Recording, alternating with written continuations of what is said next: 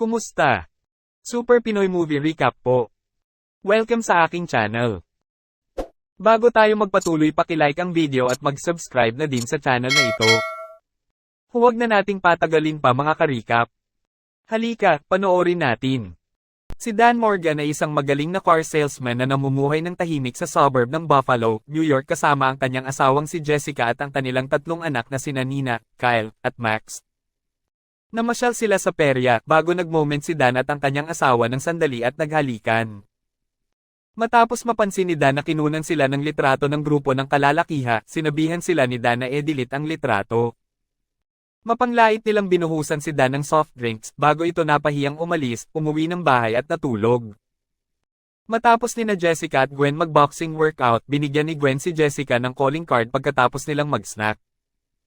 Isang araw habang nag-grocery kasama si Max, biglang inatake si Dan. Tumayo si Dan at naglaban sila. Matapos tinarget siya ng patalim, pinabagsak niya ito.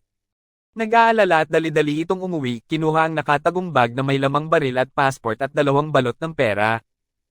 Nakipag-ugnayan si Dan sa kanyang dating kasamahan, si Ogie, upang malaman kung bakit siya inatake at iminungkahi ni Ogie na ito ang dating amo ni Dan na si McCaffrey, at pinayuhan siyang maglaho na lang para sa kanyang kaligtasan.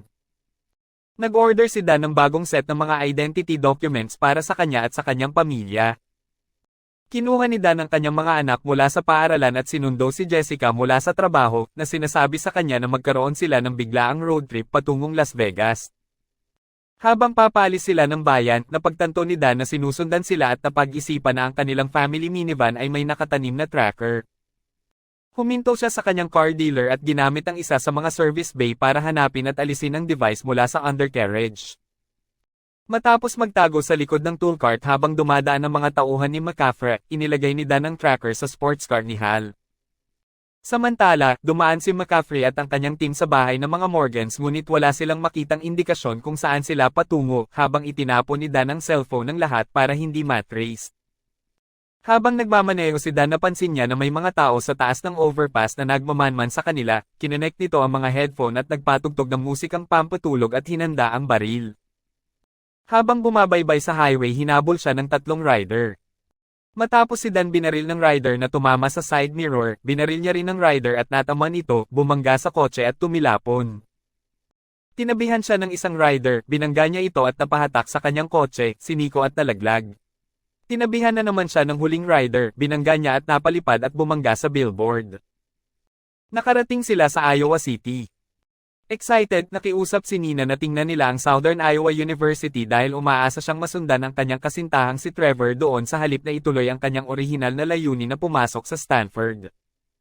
Sa campus tour, napansin ni Dan ang isang German na lalaki sa kanyang cellphone, at naniniwala siya na nagtatrabaho ito para kay McCaffrey, bagaman na napagtanto niyang nagkamali siya, nang inatake sila ng isa pang alipors ni McCaffrey, nakipaglaban siya sa loob ng isa sa mga chemistry lab bago pinabagsak niya ang lalaki at muling sumama sa family tour.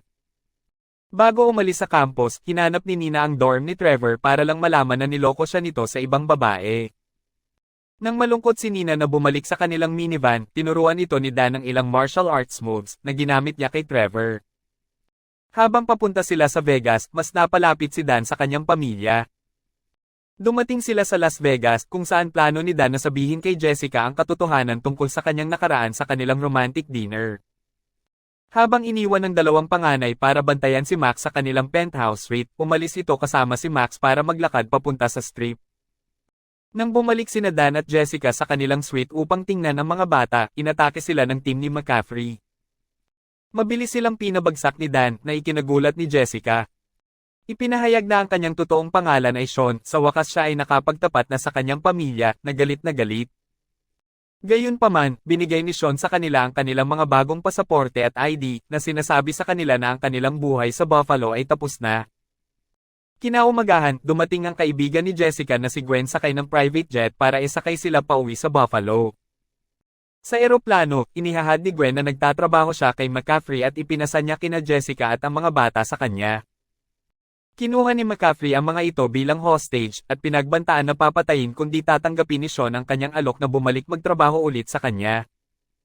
Pumayag si Dan sa alok at si Jessica at ang mga bata ay dinala pabalik sa paliparan upang umalis patungong Buffalo. Sa elevator pababa, pumupo si Max. Matapos bumukas ang elevator, tinakip ni Jessica ang maruming diaper ni Max sa bantay sabay tulak palabas hanggang sa mahulog ito at mamatay. Nakatakas si Sean at tinawag ni McCaffrey ang kanyang team sa lobby ng hotel para hulihin siya muli. Nakipaglaban si Sean sa mga mersenaryo habang si Jessica at ang mga bata ay nakikipaglaban kay Gwen, na nagtapos sa paggamit ni Jessica ng isang piraso ng putol na kawayan bilang sibat upang matusok si Gwen sa dibdib. Samantala, pinatumba ni Sean si McCaffrey. Makalipas ang ilang panahon, ang mga Morgan ay bumalik sa kanilang buhay sa Buffalo. Si Dan ay nagpapatakbo na ngayon ng sarili niyang security firm gamit ang kanyang skillset para payuhan ng mga kliyente kung paano mas mapahusay ang kanilang depensa laban sa mga pag-atake habang si Jessica ay nagtuturo sa high school track and field. Pag-uwi, sumakay sila sa isang inuupahang RV at sinimulan nilang mag-cross-country road trip upang ihatid si Nina sa Stanford. At dito nagtapos ang ating magandang kwento. Salamat!